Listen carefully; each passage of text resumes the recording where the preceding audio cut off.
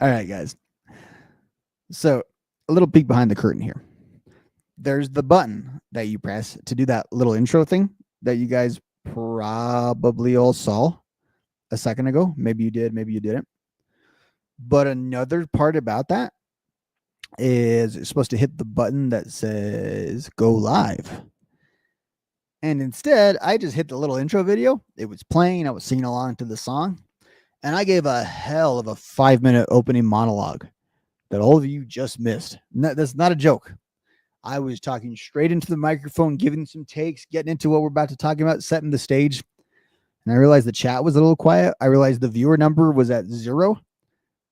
And I was like, oh, I'm not live on air. I'm just giving takes into an empty microphone. Considering the viewership numbers sometimes on my streams and videos, that's about as many of y'all actually engage with me. So maybe I'm doing the right thing. Like I said 5 minutes ago to no one but the microphone and the lights over here, I am Rob.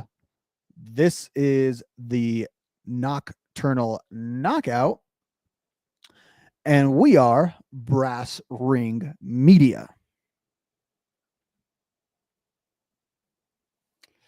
Good take, Gazan. Good take. We'll hit on that a little bit later. So, as I was mentioning, when no one could hear, if we wanted to, I think we could do like 6 hours of show today. We're not. You guys need to get to your AEW. You got to get on with your lives. I got to get on with my life. So we'll have our normal 60-minute or so show, depending on how things are going. But we could talk for like 9 hours. We could. Now, no, contrary to popular discourse, I was not sidelined from the channel for 1 week to not talk about Hogan's passing, to not be offensive. Not the case. We're not censored necessarily like that here at Brass Ring Media. I was just busy. I was just I actually had a show in the can planned, couldn't make it. Fast forward, I knew there'd be a ton to talk about this week. I didn't know quite as much reset. I didn't know how much things there would be to talk about. If you take every day since Friday of last week, you could have like a major story. You have like WWE abandoning Cena's heel turn on Friday, kind of out of nowhere. We have night 1 of SummerSlam on Saturday, where CM Punk and Gunther kind of get their groove back, only for a cash-in to happen. Major story. John Cena and Cody Rhodes kind of get their groove back the Sunday night, only for, Brock Lesnar to come in and just take away any possibility of any discourse about almost anything else that was coming out of SummerSlam, because we were going to be so focused on the Brock Lesnar stuff. Then you had Raw yesterday, which honestly there was not a lot of news that came out of there. Everything was more fallout from the Lesnar stuff yesterday. So maybe yesterday we could have done the show during Raw, or Monday we could have done the show during Raw, and none of you guys could none of you guys would have cared. It would have been what it was. And then this morning we get news about the new media rights deals for WWE PLEs and the fallout from all that. So like I said, if we wanted to, we could do like 6 hours. We're not going to. We're going to do a much shorter show than that, but there are plenty to hit on. Now, if you want to hit on any and all of those topics, and you guys are already doing that, what's up, Libre? What's up, Fernando? What's up, E? Thanks for the NXT report and the Kennedy podcast report. I rely on you for that every week. What's up, Zach? Thank you for shouting out National Root Beer Float Day. I just got a heat advisory going across my computer. I could use a root beer float. Take out the root and the float. I could just use a beer right now, to be honest with you. What's up, Maria? Long time no talk. So we're going to talk about all that. I think mostly we are going to talk about the ESPN angle of it all. That's the freshest news. And as Fernando is pointing out there, because he loves the new setup or how it's going to be, it's something we know a little bit about in terms of ESPN. ESPN's a product that some of us have used quite a bit. I say use like it's a freaking deodorant. We watch ESPN. We engage with ESPN. I think it's fairly common. It's probably fairly stable crossover between wrestling fans and sports fans. So we're going to talk about a lot of the details and the contours of the ESPN deal, what it might mean for WWE fans, why this is kind of like a sports move and not really an entertainment move. And I'll explain what I mean by that. We'll recap some of what the UFC's time on ESPN has been like. We're going to like check in on Peacock because I don't know if Peacock's doing so well. And I think undergirding this whole conversation, we'll be examining, is WWE and ESPN a fit? Can they coexist? I think Libra's putting something really interesting in the chat, noting that he hasn't watched ESPN in a while. And I think that's going to be a major talking point. Because my guess is a lot of you may have grown up on ESPN, but also haven't watched it in a while. So Fernando wants Stephen A. Smith doing commentary. Again, I will point you to how that went for the UFC. I love Stephen A. Smith. Big Stephen A. Smith fan. Not an ironic Stephen A. Smith fan, an actual fan of his craft. And he actually knows a little wrestling, so how that's going to go, I think would be interesting. Was Pat McAfee a power broker here? Could be.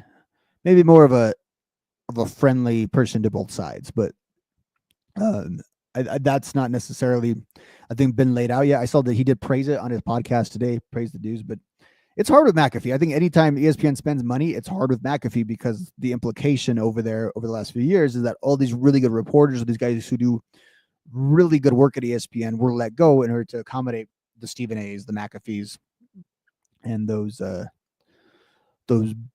big time personalities in lieu of like that kind of hardcore journalism that they were sort of dabbling in, although ESPN's kind of like WWE in that they're half entertainment, half sports. And in some ways, the company's had a lot of parallels over the years. Like I said, if you want to join in on this conversation, there is the chat right there. You can have a voice on the show. You guys, I could tell, are kind of into this ESPN topic as it is, so keep it going. If you really want to level up the conversation, send a super chat. You'll be highlighted. We'll stay on your topic. Unless it's like a really bad topic, then we're just going to take your money. Like, we already got their money, brother. We'll go with that. We'll go with that tact if that's the case. Or just like everyone else, send a free chat. It costs you nothing, but gets us engagement. You could also like, share, subscribe, tell your friends, get a letter writing campaign going, send me money for a new watch, or like tech support. I think that's what I need. I no longer need a new watch. I still do need a new watch. Send that super chat. But I think I need tech support to know like when to hit the go live button, because apparently, according to my sources, that's a very important part about doing this job. Didn't know if you guys knew that. All right. So another weird piece of tech that I'm dealing with today is my computer right now is like only streaming. Anything else I'm trying to do on it, it's just like dying a horrible, horrible death. So I'm going to be sourcing some of the stuff we're going to be going over from my phone. So those of you watching, if you're listening to audio, this is all just a waste of your time, you talking about this. But I am going to read a few things and some of the official release and some of just a little bit of reporting to what is being said. So let's go straight to the source, actually.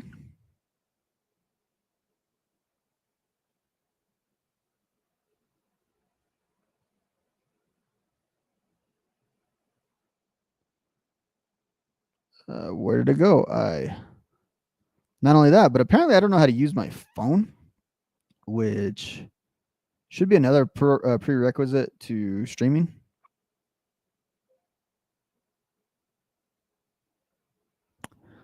Thankfully, AEW Dynamite is in 47 minutes. Thankfully for me.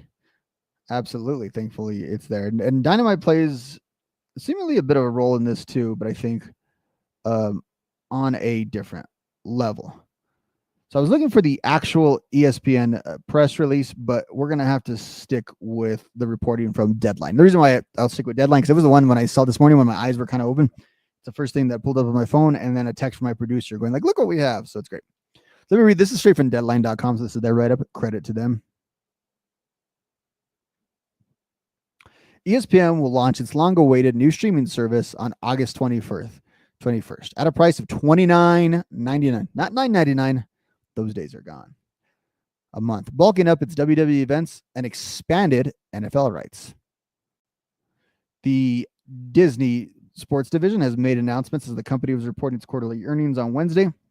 The move follows confirmation of a landmark deal between the NFL and ESPN, which sees the league taking a 10% equity stake in ESPN in exchange for control of the NFL network and other NFL media properties.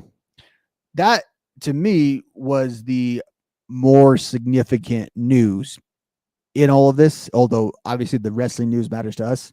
How about like the NFL owning a piece of ESPN? We want to talk about journalistic ethics and credibility. You think wrestling dirt sheet writers who are a little too friendly with some guys on the indies is a conflict of interest? We got a whole one over there. And the Deadline article shouts out the WWE live events, including marquee titles like WrestleMania, SummerSlam, will head to ESPN platforms starting in 2026 after a 5-year run on NBC's Universal's Peacock. So that is the official news. Now, the actual statement by ESPN noted how WWE has this loaded fan base that they're absolutely happy to have, loyal, I should say, fan base, and what a great deal it's going to be for all parties involved. To be determined. So let's talk about what this means.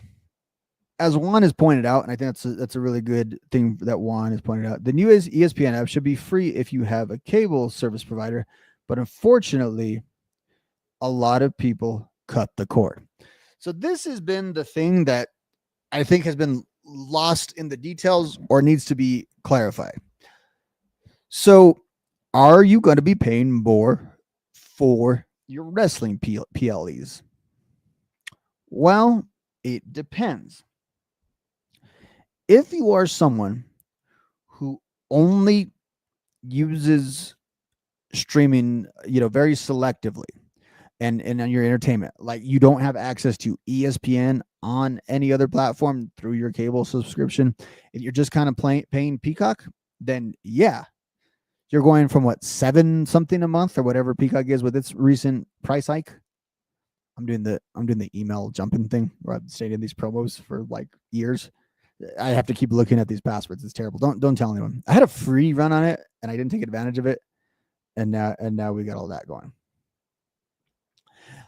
So in terms of that, if you're just talking about $30 versus like $8, then yeah, you are paying a whole hell of a lot more. But if you have access to ESPN through any other legitimate means currently, say you are a cable subscriber, which do still exist, you will have access to the WWE PLEs. If you're a Hulu live TV subscriber, and as mentioned, Hulu is actually merging with Disney Plus, which is gonna be hard because I just don't like using Disney Plus. I don't know. I don't even know if I believe I have access to it. And I never, even stuff from Disney, I tend to watch through Hulu. So all of that's merged. So all that's changing. This is a major like media story in this whole entire evolving and changing network.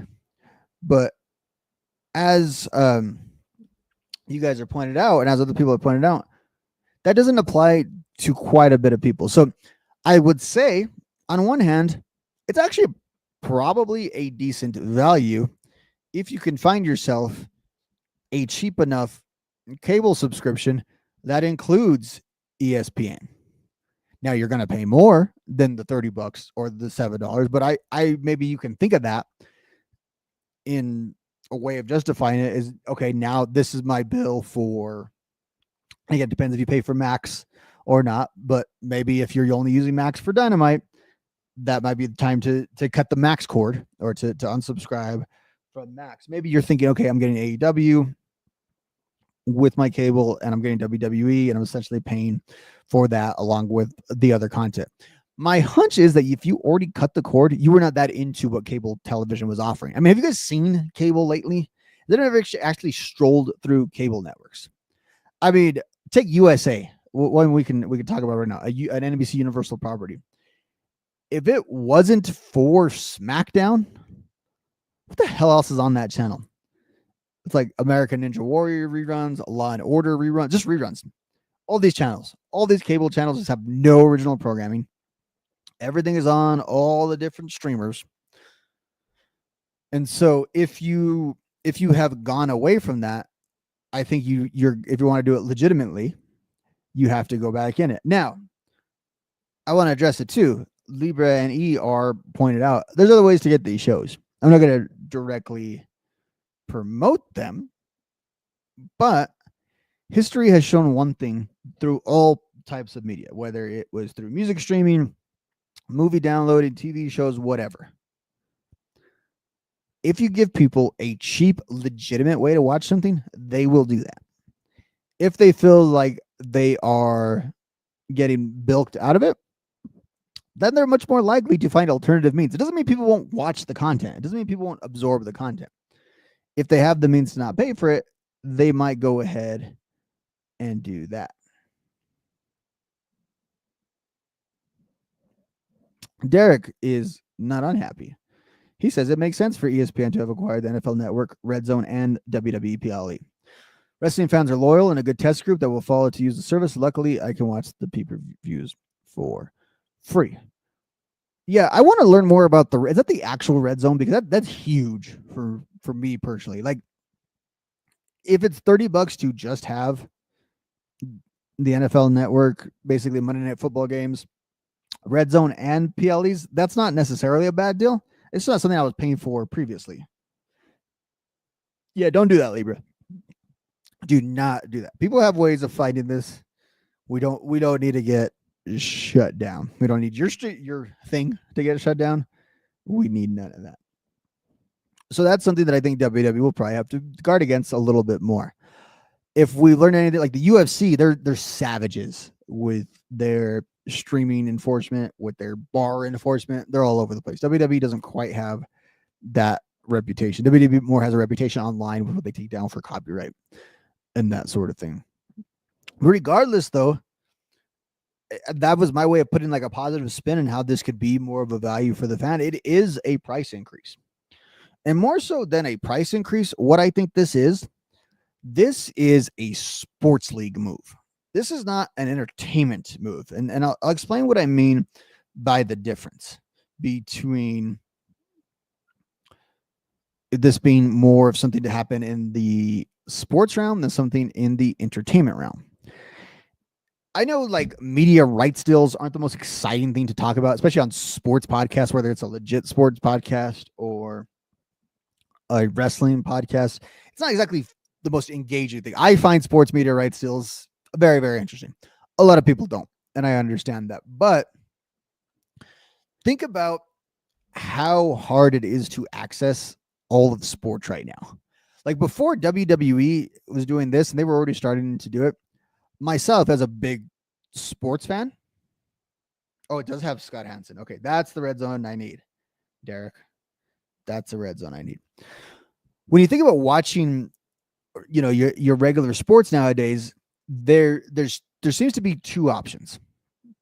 Some sports, like I want to say like MLS and others like that, are behind very expensive, kind of inaccessible paywalls. Stuff that you only have that streaming service for that one sport that you're absolutely into, i.e. wrestling fans having Peacock. So there is that model. Or there is what like the NBA, the NFL, and MLB have done recently, where instead of it being this competition model, it's more of this divide and conquer model. You have the NBA with rights all over the place. I think they even have some Turner rights that they were maybe even able to secure at the 11th hour. You talked about the NFL. Okay, if you want Sunday Ticket, you got to get YouTube TV. But if you want the Thursday night games, you got to be a subscriber to Amazon Prime. And if you want to see select other playoff games and the such, you got to be a subscriber to Peacock. The NFL Network itself, although I think that was crossed over generally with Amazon, also had exclusive games that you would have to get, which the NFL Network could be different to get on different cable packages. No longer was Monday Night Football on ABC as it was when we were all growing up, or at least some of us with a little gray in our beard. No, you need access to the ESPN platform to see Monday Night Football. And I don't even know if that covers all the ways to watch. And like, think about that. Football, the appeal of football, one of the big appeals of the NFL in this country is that it's accessible one day a week, fairly affordable sport to like watch from your couch. But think of all the ways those things have split up in America's most popular sport. Like the NBA has very similar things going on. The NBA I think has delved a lot more into subscription based services and that sort of content than the NFL, because the NFL can always go back on like the NFL can always just sell their stuff, I think, on network TV and probably also make a great deal of money. I know former president of ESPN has said he actually sees a Super Bowl one day being on pay-per-view for like a short price. I don't know if that's the case, but the NFL is involved in all of this deal as well. When you think about that, that just means it costs a ton of money to be a fan. Like, you want to see all your team's games. Now you can leave some off here or there, but it's a lot to be a full fan of really any of these sports. And previously, I would say WWE was the best at like avoiding that. WWE, except with this divide and conquer model, has generally been, it feels like for the last 10 or 12 years or so, at the forefront of wherever sports media is about to go. This divide and conquer thing that they're fully doing right now, that was not like the original business model in the streaming digital era. How many of us are just longing still to this day for the WWE Network days, the $9.99 days? Doesn't that seem like just the salad times? Wasn't that so awesome? I mean, it wasn't so awesome that Vince and everyone are standing up there and $9.99, $9.99, $9.99, especially when the price went up like 3 months after that. That kind of sucked. And it was weird that the whole company was seemingly revolving around this streaming service. Few things. We've had multiple WWE streaming services since. We've had multiple wrestling streaming services, sports streaming services, and television streaming services. I don't care who you are, and you can fight me on this point. None of them ever had the functionality that the WWE Network did. None of them ever had the searchable content that they did, the chapter markings, the lack of ads, all of that stuff. Azan's pointed out, and there's a few other reasons to keep Peacock. You probably want to watch NXT. Which, yeah, there was 10 live events that ESPN announced. So I bet maybe that they'll make it over there, but yeah, that's another reason to keep Peacock. There's a separate reason on top of that we'll talk about in a little bit. Well, and Libra, and I don't follow baseball as closely. At this time of year too, they start getting a lot of those deals for extra innings and stuff like that you can really cash in on. But WWE initially seemingly had the opposite. WWE went through the cycle that all these people went through. NFL Network, NBA TV, MLB Network, which I think predates all of them. Basically a league-controlled network where they could always default back to. I know one of the ideas with the network is like in a year where I want to say maybe back in 2012 when felt like they were being lowballed by USA, they had they could, even if it was negotiating against something that was themselves, they had something to negotiate with.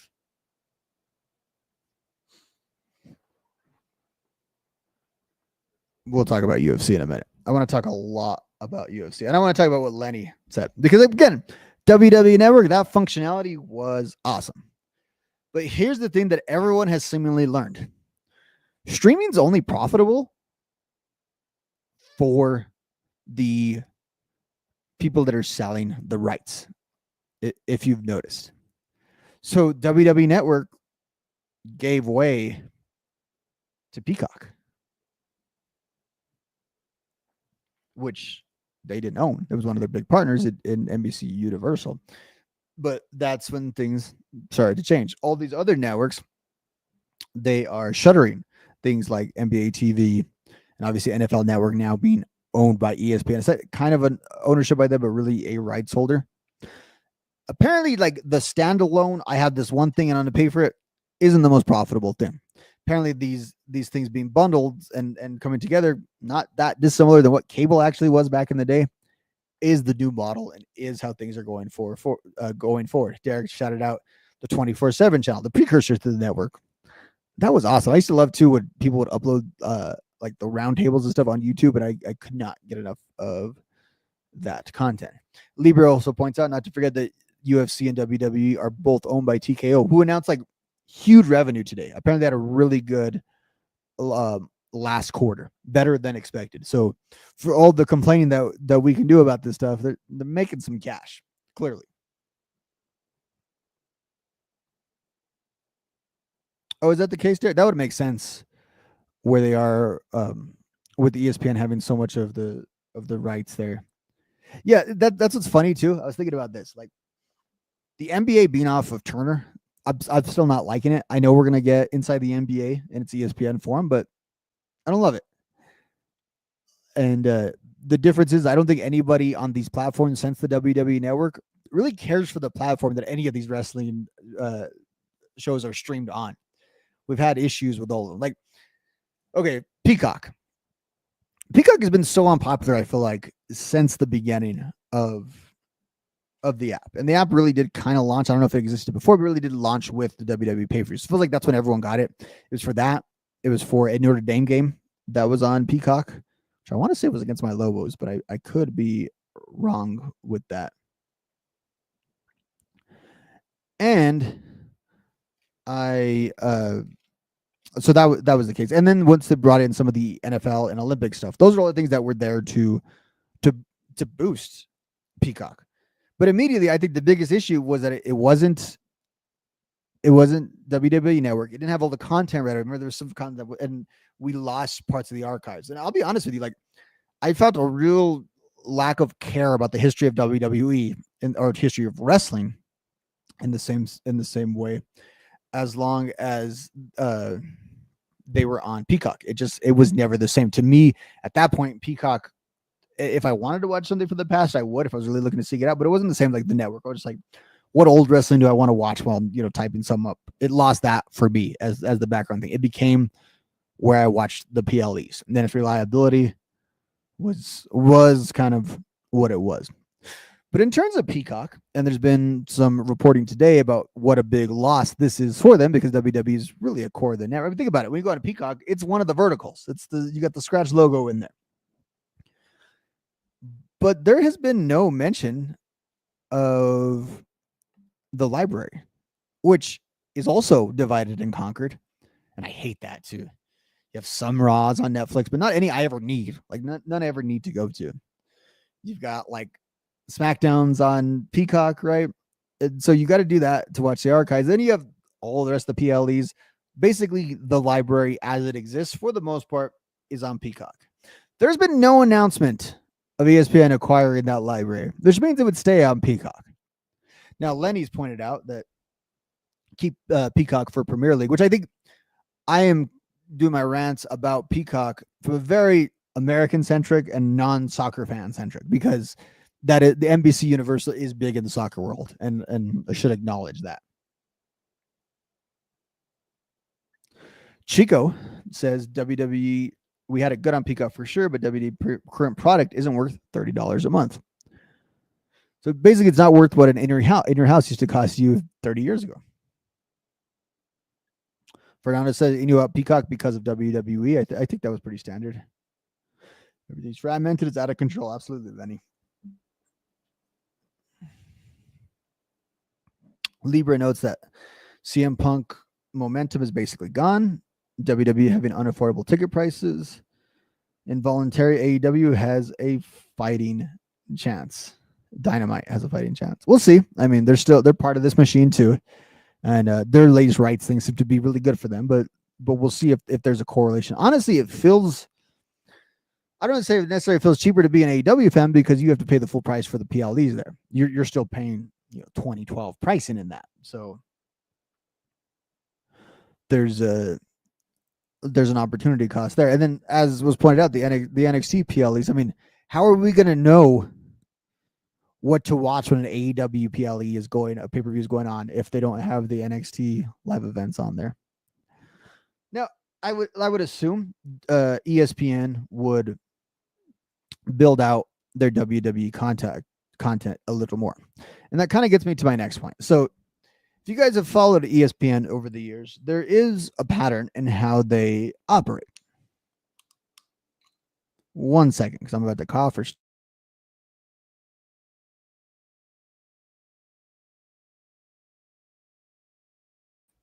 All right. Thank you, mute button. ESPN, and I think they would admit that, and especially now with them having an ownership stake in the freaking NFL, ESPN has not always been or cannot always be classified as, I think, truly a sports journalistic outfit. They, in the truest sense, are a sports entertainment network in that they do broadcast sports, but it is honestly an entertainment network around that. Now, especially throughout the 2000s, I think they were trying to compete with Sports Illustrated and get in the game. They have added a journalism arm to themselves and have done great journalism, and there is great journalism. Shout out to Don Van Natta and all of his reporting under that ESPN umbrella. Wonder how awkward all that NFL reporting is going to be now. And I know there are times, I know people claim, like at the Washington Post, how the editorial and the business side are supposed to be just so far apart and this and that. But, we've seen in the past when ESPN, or the NFL, who's just a partner of ESPN, makes some calls, ESPN has to obey. They have to listen. It's a very important partnership for that. The other thing about it, though, when I talk about not necessarily journalism, but what they talk about, what they promote, and what they discuss on their shows, on their regular programming, tends to correlate with the sports that they have the rights to.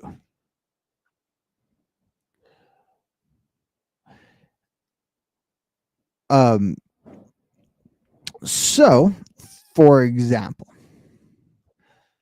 there was a time from like the mid 2000s to honestly like a few years ago where it really felt like hockey had become a very, very niche sport. Now, it always kind of has been in America, and I think always kind of will be. I think hockey will always be the fourth of the big four, and at some point, soccer probably will surpass that in an American sports context. Hockey's huge, obviously, around the world and even in North America, and it's fairly big in America, but we don't always think of it in the same way. And I think a big part, though, in recent years, before this little renaissance that hockey has had, which actually has correlated to them being back on ESPN a little bit, is that ESPN kind of stopped acknowledging hockey. They stopped covering hockey like it was a big four sport. And at that point, not so much anymore. ESPN almost fully and completely controlled all the narratives within sports. So if they're not covering hockey, hockey wasn't being talked about by the sports fan. It just wasn't something that was in the air. So as a result, it felt very small time and very disconnected. Now, the strikes did hurt. The strikes correlated to 2005, right? They lost the entire season. That can't help. Baseball lost the season in 1994. And look at how those sports and how those have gone. Not helpful at all. But in terms of ESPN covering them, ESPN at that point was deciding kind of what made sports cool, relevant. They were the agenda setters on sports. They no longer hold that power. Their power really in modern times is in games. It's in the rights. Be honest. It's someone talking about the ESPN thing. When's the last time you watched ESPN not for a game? Like actually watched something? I may be wrong, but if you break it down, or if maybe I'm just atypical, I watch a lot of NBA on there, watch Monday Night Football on there, watch a little bit of baseball on there, college sports when they're presented on there. I do watch all that. I do consume. I would say of all the channels, of all the cable channels I consume, I by far consume ESPN more than any other. I don't watch USA more than once a week. I rarely watch the Turner networks outside of NBA coverage and AW stuff. So I think ESPN, and I don't think this, I know this, ESPN is not in the power position for being the trendsetter in sports as far as the public discourse like they were so many years ago. It's almost like now they kind of need the brands to endorse them. And I think it makes sense because you guys are watching streams like this. You're hanging out on Barstool. You're watching, like, I like That's Good Sports. I get a lot of content from there. There's all this other stuff that's on the internet that's providing the analysis. I really have no reason to ever go to ESPN.com unless they're pretty good about checking like when games are happening, or to watch ESPN unless I'm watching it. I will say I will enjoy a lot of ESPN content, but it tends to be these viral clips that a Stephen A. or a Mad Dog or or Kendrick Perkins or JJ Reddit when he was there. That stuff. I'll watch that through clips and enjoy that content, but I don't actually watch a lot of ESPN content. I got the streaming service because I paid for it by accident last year, the one that they currently have. I had it for years covering the UFC. That's why I had it, and I don't ever use it. Honestly, it was an auto renew this year. I'm really mad about that. Like maybe if it rolls over into this new ESPN thing, I can try it out as separate from cable to see what it's like, to see if it's worth $30 a month that I can't afford. But ESPN felt like a dying product. You go through, and I loved when they came out the 30 for 30s. Now you get one a year. Like you're mentioning the ESPN the documentaries, ESPN 360, good documentaries. They seem to happen a whole lot less than they used to. They're happening in other places. Metal Arc Media is doing them. Max is doing really good sports documentaries. Netflix, like 1 out of every 5 sports documentaries, pretty good. They're doing the reality shows. We're gonna talk about Unreal. That was on the list for last week's show, and that'll got spun off. So in theory, I say all that to say ESPN will likely, for a time, be covering a little WWE. Now they've been providing WWE coverage off and on for about 10 years. They had Mark Ramundi, which I don't know if he still works for ESPN, but he did a good job of providing coverage. Grantland, when Bill Simmons was running it, that's only ever it existed in, would cover. That's where the Grantland coverage of Bill Simmons being a wrestling fan and associated with WWE a lot. He was really responsible for bringing a lot of that coverage over there. Like him or not, I think Jonathan Coachman was somewhat responsible. Not as responsible as he liked to claim. But remember, I don't remember which WrestleMania it was. It might have been around 35, 34, right around there, when like ESPN was covering WWE. Someone covered it like a dirt sheet. Someone covered it like a sport. And comment sections would go crazy on that. And now they still kind of report on big wrestling news, but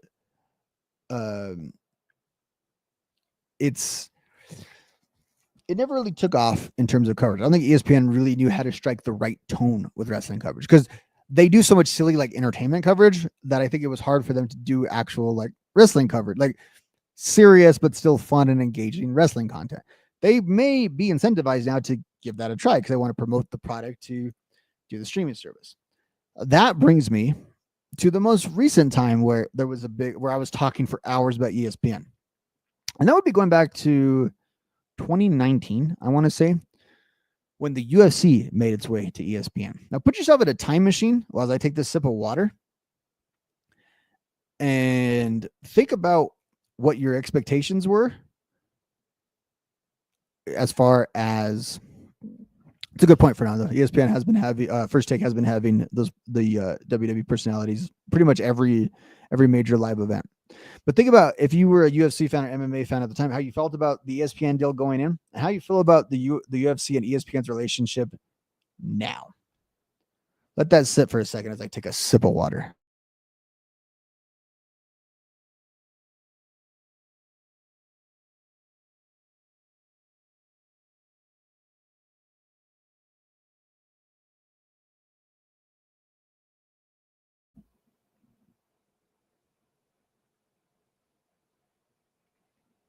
Oh, it's a good insight, Derek. Thanks. I'm going to put that up.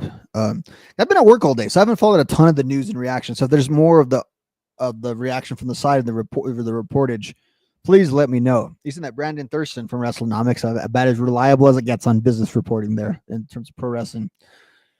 It was on Busted Open. He said the PLE will have ESPN pre and pro show coverage, much like NBA Finals pre and post show, which that can be significant. That's a hell of a lead-in, especially if you're on the main ESPN network. Now, ESPN, again, doesn't have this anymore, but there was a time, at least in my household, where ESPN was what you'd have on in the background.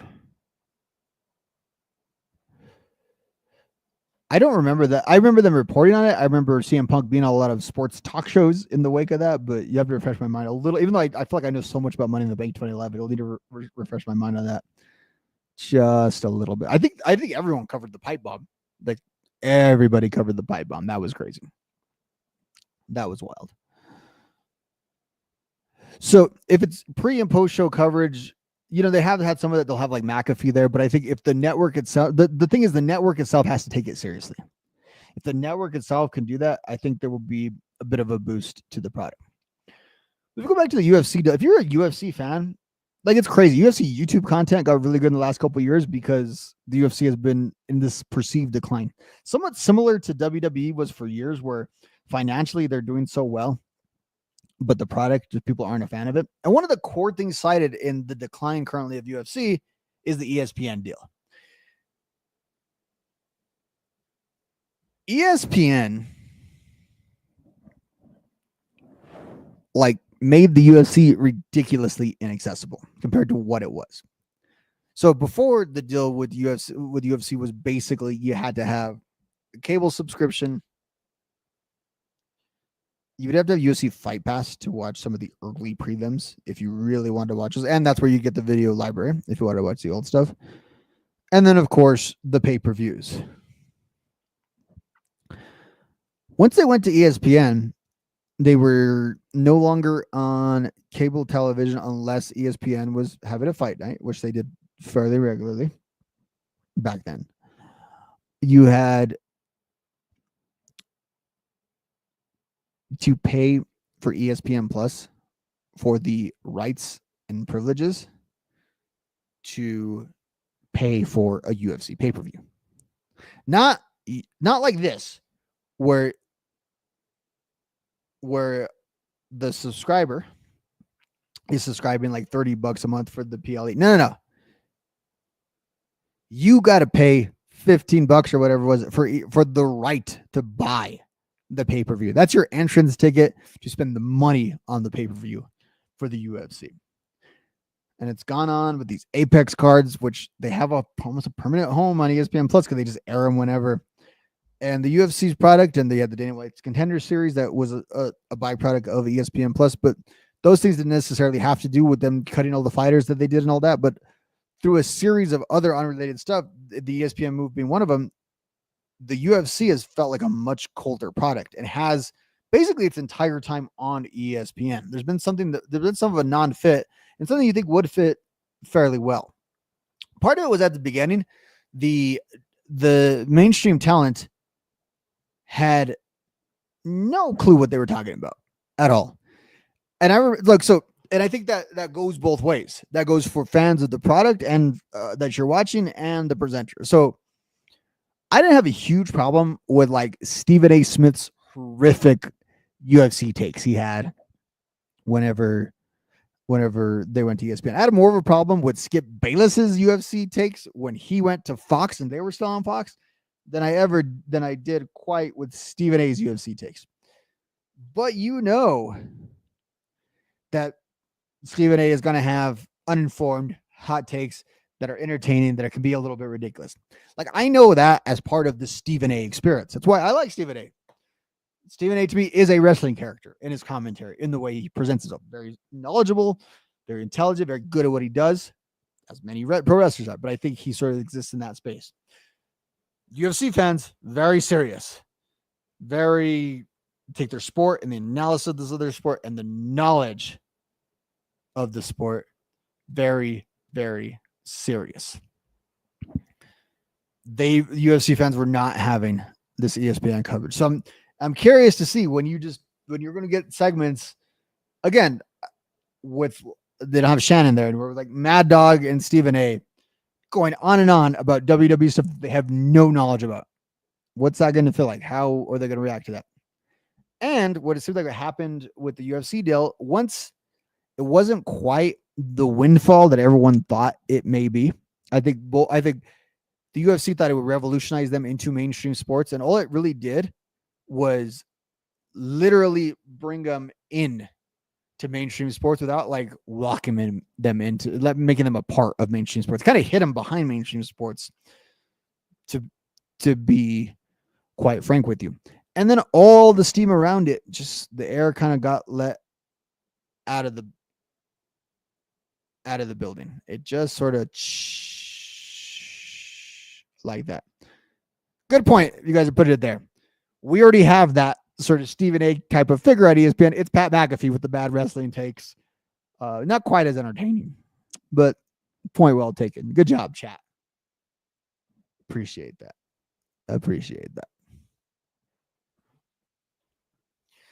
And we're going to have to see what the fit is on ESPN. ESPN, again, I've mentioned before, they have like a weird, like I thought Sports Illustrated is always did. Sports Illustrated doesn't really exist in the same format anymore.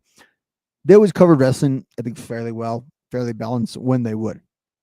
ESPN has never known whether to laugh at wrestling or to embrace it like them as this part of Americana. And I think they're going to have to resolve that conflict. Now, there's been tons of rumors, reporting, scuttlebutt that eventually ABC, who is the parent company of ESPN, is looking to spin off ESPN, to sell it off and for it to be its own thing. In that case, that would make sense, with all the properties they have. And I think the word has been that the UFC was leaving ESPN, but I know Ariel Helwani was making some noise. That might not be the case, especially with this new synergy with the TKO. Inform me on what they were, Fernando. I saw a little headline about it, but I didn't have time. Like, I kind of got right off of work and came onto this stream.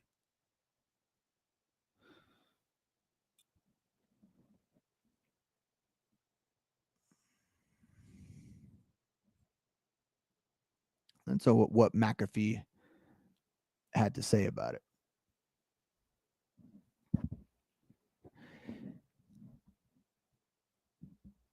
Again, when you think sports, you think ESPN.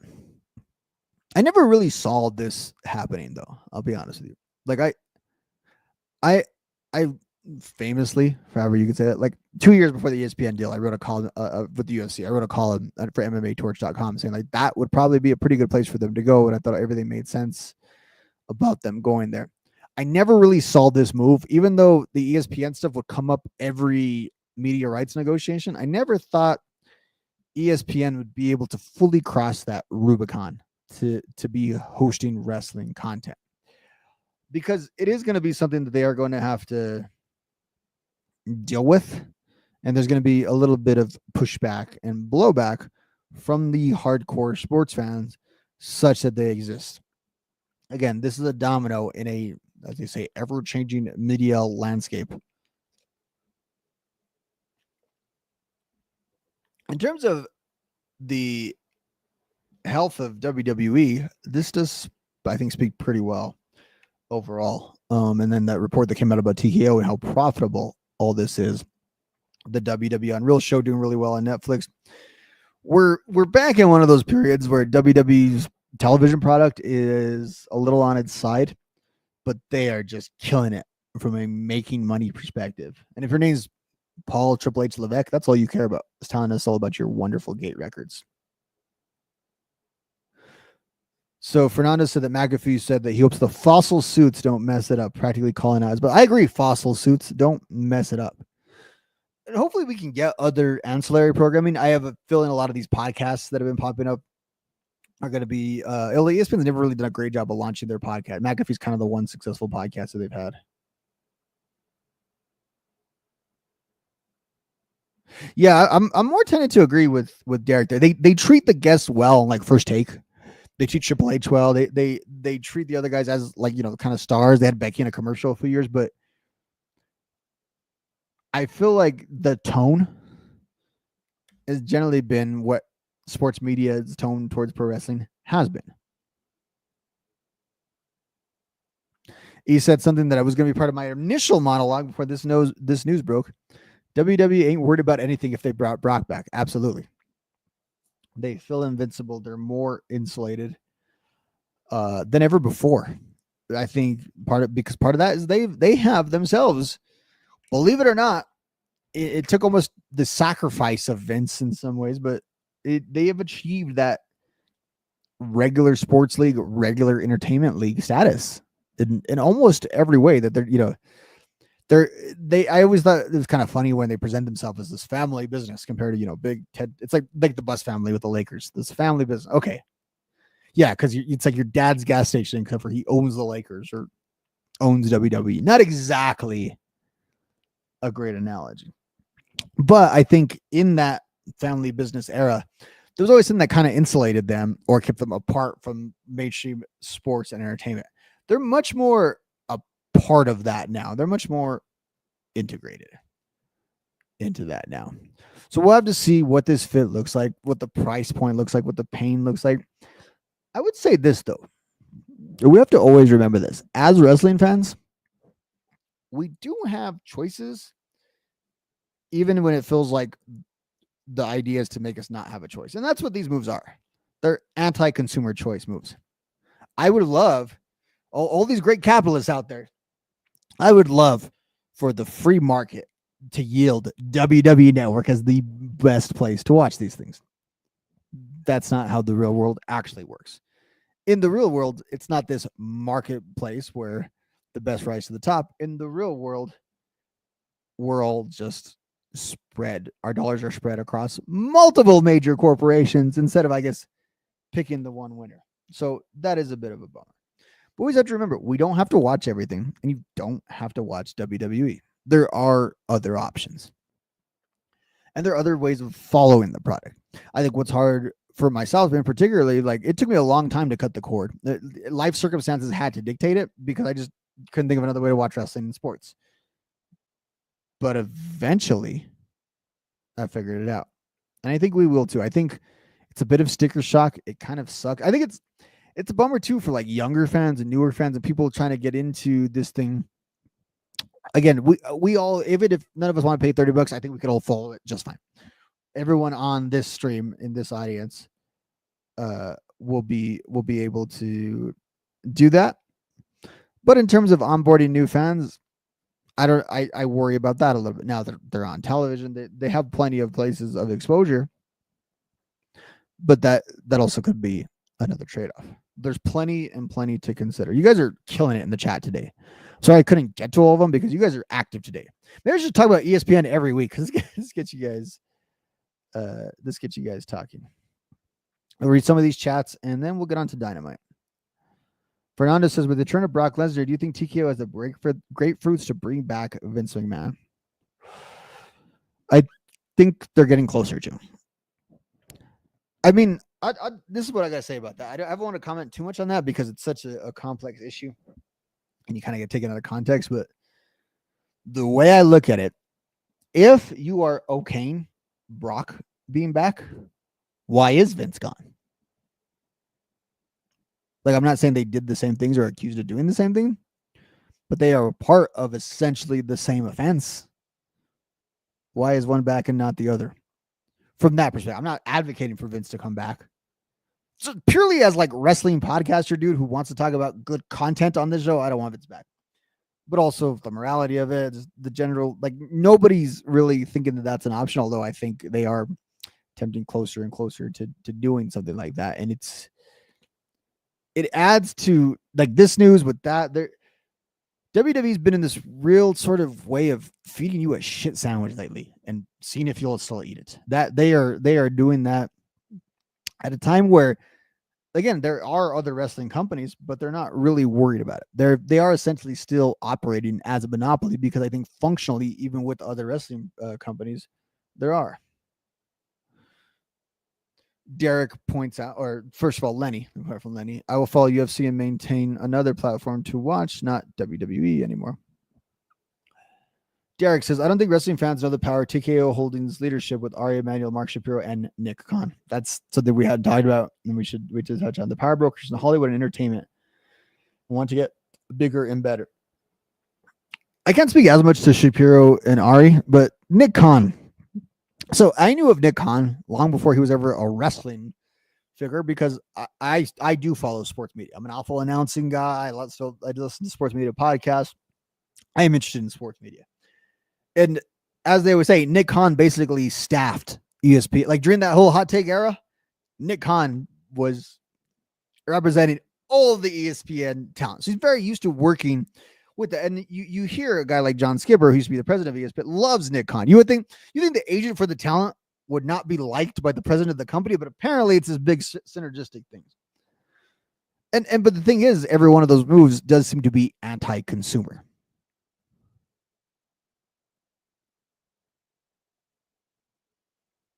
He thinks they'll bring back Enzo before Vince.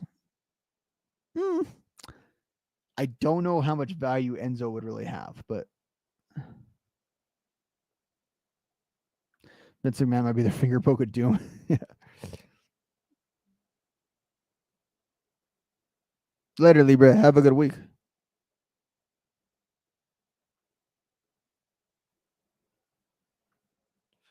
Yep.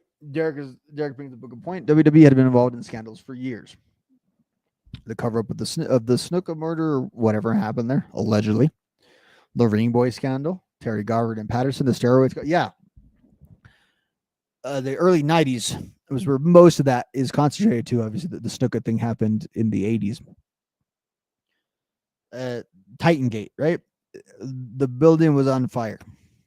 Compare that, how they've basically been able to weather the Vince McMahon storm. They are in a completely different place. If Vince comes back, does The Rock show up? I have no idea. I have no idea in that with that. I wonder though, the Rock's an interesting figure in all this. Another very corporate guy. We're gonna see him on ESPN all the time now, aren't we? He's probably gonna get his own like wrestling commentary show that he's gonna show up to. All right, guys. Let's follow Libra's vision. Let's stop talking about all the tentacles of the ESPN WWE deal. And let's go watch some Dynamite. I had a hell of a fun conversation with you guys. I had all kinds of stuff written down. And we just went on the ESPN stuff. That was a whole lot of fun. Unless I have unexpected busyness like I did last week, I expect to talk to you guys next week. And there'll be tons and tons of content, matches to break down, injuries to discuss, scandals to get into.